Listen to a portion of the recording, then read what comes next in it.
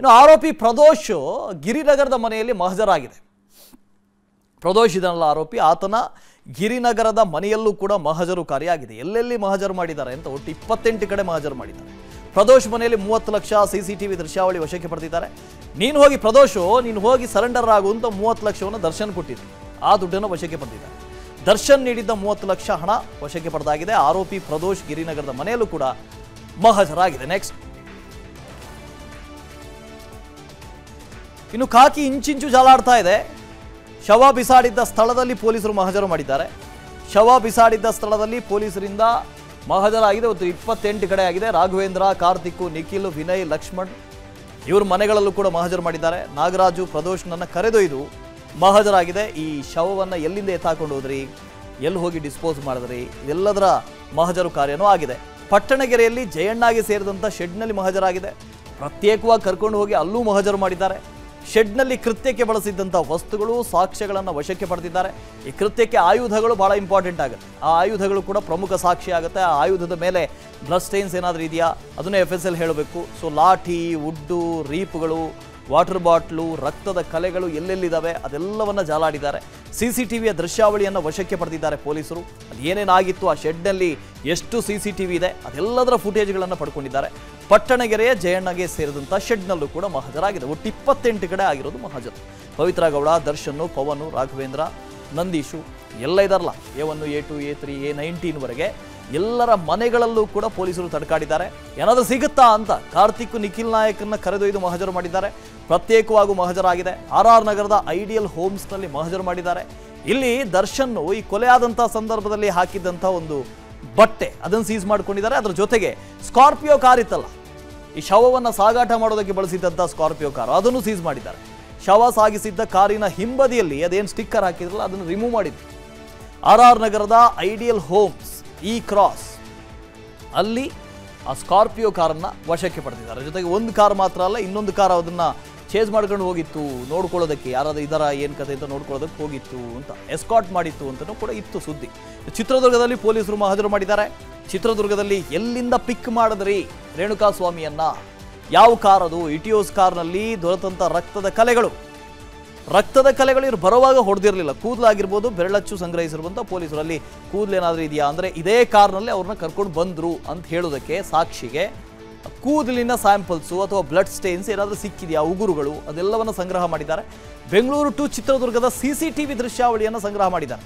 ನೋಡಿ, ಚಿತ್ರದುರ್ಗದಿಂದ ಹೊರಟರು ರೇಣುಕಾಸ್ವಾಮಿಯನ್ನು ಕರ್ಕೊಂಡು ಬರ್ತಾ ಇದ್ರು. ಆ ಸಂದರ್ಭದಲ್ಲಿ ಎಲ್ಲೆಲ್ಲಿ ಈ ಟೋಲ್ ಗೇಟ್ಗಳಲ್ಲಿ ಅಥವಾ ಬೇರೆ ಬೇರೆ ಅಂಗಡಿಗಳಲ್ಲಿ ಎಲ್ಲೆಲ್ಲಿ CCTV ದೃಶ್ಯಾವಳಿಗಳು ಲಭ್ಯ ಆಗ್ತವೋ ಆ ಎಲ್ಲ ದೃಶ್ಯಗಳನ್ನು ಸಂಗ್ರಹ ಮಾಡಿದ್ದಾರೆ. ರಾಘವೇಂದ್ರ, ಜಗದೀಶು, ರವಿ, ಅನು ಕರ್ಕೊಂಡು ಹೋಗಿ ಸ್ಥಳ ಮಹಜರನ್ನು ಮಾಡಿದ್ದಾರೆ ಚಿತ್ರದುರ್ಗದಲ್ಲಿ. ಜಗದೀಶು, ರವಿ, ಅನುಕುಮಾರ್ ಅವರ ಮನೆಯಲ್ಲೂ ಕೂಡ ಮಹಜರಾಗಿದೆ.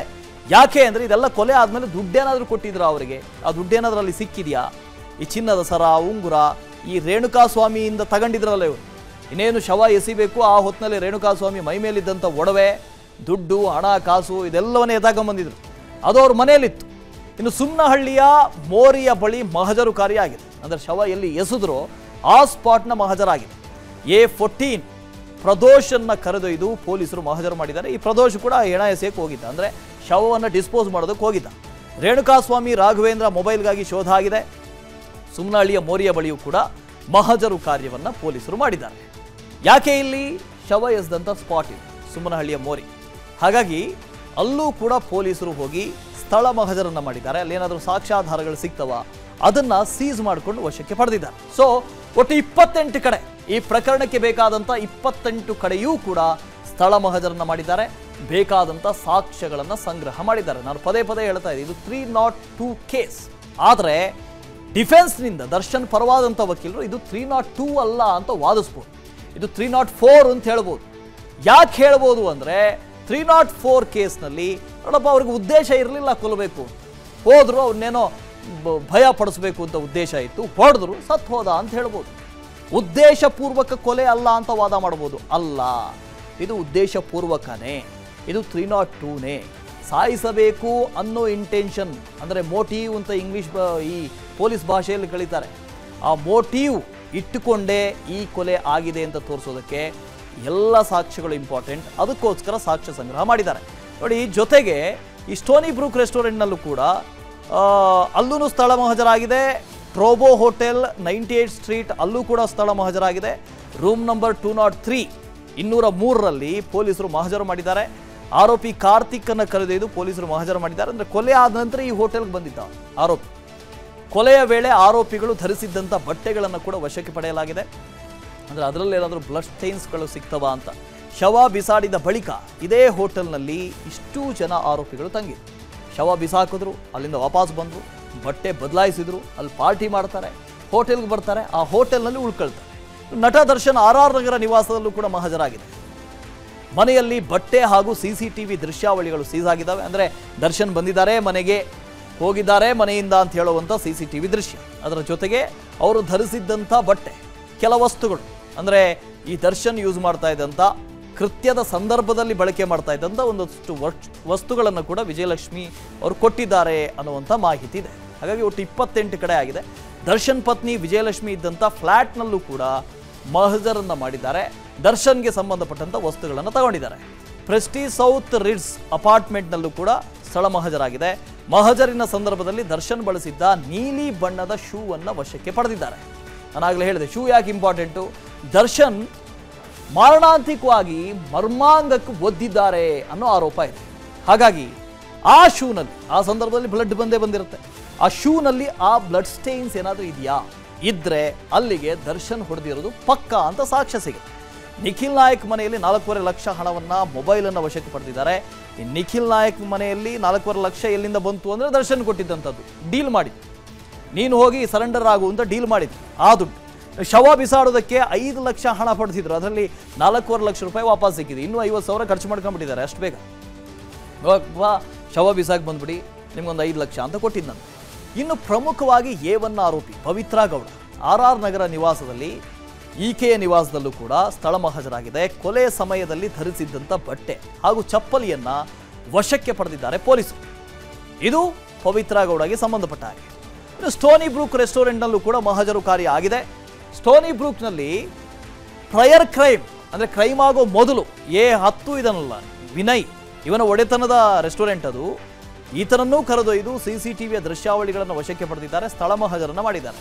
ಅಂದರೆ ಕೊಲೆಗೂ ಮುಂಚೆ ಇಲ್ಲೊಂದು ಪಾರ್ಟಿ ಆಗಿತ್ತು. ಈ ಚಿಕ್ಕಣ್ಣ ಇವ್ರನ್ನೆಲ್ಲ ಕರೆಸಿದ್ನಲ್ಲ ಪಾರ್ಟಿ, ಆ ಪಾರ್ಟಿ ಆಗಿದ್ದು ಇದೇ ಸ್ಟೋನಿ ಬ್ರೂಕ್ ರೆಸ್ಟೋರೆಂಟಲ್ಲಿ. ಅಲ್ಲಿ ಏನಾದರೂ ಒಳಸಂಚಾಗಿತ್ತಾ, ಕ್ರಿಮಿನಲ್ ಕಾನ್ಸ್ಪಿರಸಿ ಆಗಿತ್ತಾ 120B? ಅದರ ಜೊತೆಗೆ ಕೊಲೆ ಆದ ನಂತರನೂ ಇಲ್ಲಿ ಬಂದಿದ್ದಾರೆ. ಡೀಲಿಂಗ್ ಆಗಿತ್ತಲ್ಲ, ಯಾರೆಲ್ಲ ಸರೆಂಡರ್ ಆಗಬೇಕು ಅಂತ, ಆ ಡೀಲಿಂಗ್ ಆಗಿದ್ದು ಕೂಡ ಇಲ್ಲೇ ಸ್ಟೋನಿ ಬ್ರೂಕ್ನಲ್ಲಿ. ಹಾಗಾಗಿ ಅಲ್ಲೂ ಸ್ಥಳ ಮಹಜರು ಮಾಡಿದ್ದಾರೆ. ಬಹುತೇಕ ಎಲ್ಲ ಆರೋಪಿಗಳ ಮನೆಯಲ್ಲಿಯೂ ಇಲ್ಲಿಯವರೆಗೆ ಸ್ಥಳ ಮಹಜರಾಗಿದೆ. ಇನ್ನೂ ಕೂಡ ಕೇವಲ 28 ಮಾತ್ರ ಅಲ್ಲ, ಆ 28 ಕಡೆ ಮಾತ್ರ ಅಲ್ಲ, ಇನ್ನೂ ಒಂದಷ್ಟು ಕಡೆ ಸಾಕ್ಷಿ ಸಂಗ್ರಹವನ್ನು ಮಾಡ್ತಾರೆ. ಅಭಿಷೇಕ್ ಜೈಶಂಕರ್ ಇದ್ರ ಬಗ್ಗೆ ಹೆಚ್ಚಿನ ಡೀಟೇಲ್ಸ್ ಅನ್ನು ಕೊಡ್ತಾ ಹೋಗ್ತಾರೆ. ಲೈವ್ನಲ್ಲಿ ಜಾಯ್ನ್ ಆಗ್ತಾ ಇದ್ದಾರೆ. ಅಭಿಷೇಕ್, ಈ ಕೇಸನ್ನು ನಾವು ಆಗಲೇ ಮಾತಾಡ್ತಾ ಇದ್ವಿ, 302, 304 ಡಿಫೆನ್ಸಿಂದ ಇದು 304 ಅಂತ ಮಾಡೋದಕ್ಕೂ ಎಲ್ಲ ಪ್ರಯತ್ನಗಳು ಆಗೇ ಆಗ್ತವೆ, ಅದರಲ್ಲಿ ಎರಡು ಮಾತಿಲ್ಲ. ಆದರೆ ಇದು ಕೊಲೆ ಕೇಸೇ ಅಂತ ಬಿಂಬಿಸೋದಕ್ಕೆ ಬೇಕಾಗಿರುವಂಥ ಸಾಕ್ಷ್ಯಗಳು ಭಾಳ ಇಂಪಾರ್ಟೆಂಟು. ಒಟ್ಟು 28 ಕಡೆ ಸಾಕ್ಷ್ಯ ಸಂಗ್ರಹ ಮಾಡಿದ್ದಾರೆ. ನಿಜಕ್ಕೂ ಪೊಲೀಸರಿಗೆ ಹ್ಯಾಟ್ಸ್ ಆಫ್ ಹೇಳಬೇಕು. ಇನ್ನೂ ಎಲ್ಲೆಲ್ಲಿ ಏನೆಲ್ಲ ಸಾಕ್ಷ್ಯ ಸಂಗ್ರಹ ಮಾಡೋ ಸಾಧ್ಯತೆ ಇದೆ ಅಂತ.